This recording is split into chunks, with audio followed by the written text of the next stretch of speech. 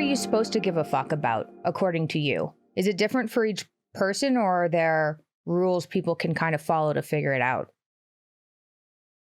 I intentionally don't answer that question because I don't feel it's right for me to impose my values on any of my readers. I do simply, at times in the book, I offer kind of what I've discovered is better or worse to give a fuck about for myself.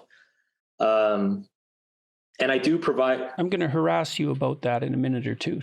So I thought I'd warn you about that. So you can prepare. Thanks for the warning. Yeah, no problem. So I do think that you impose your values on your readers. But I actually think, well, okay, I'm going to make two observations. The first is that I think that apologizing for that is the most predictable thing that a millennial could possibly do.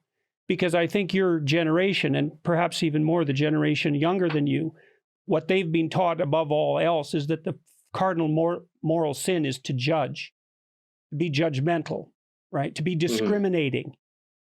But that's absolutely foolish. And you actually make a case for that because you say that one of the most important things that you can do, and by you mean you, but you also mean other people, is to say no. And that as soon as you value one thing, which you need to do, and hopefully the proper thing, you're saying no to a very large number of other things. And so this is why the stance of the idea that you can raise being non-judgmental to the level of a higher moral virtue is definitely wrong.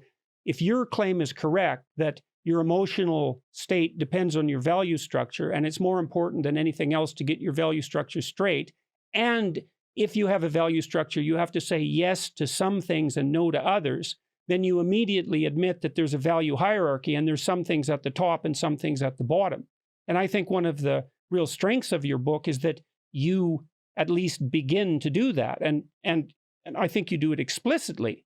So you say quite straightforwardly that there are 5 things that you've discovered that are of general utility, that you've found of general utility. And you don't say that you're certain that you're 100% right about those 5 things. But you certainly make the claim that the reader should take them seriously and that they've been useful to you.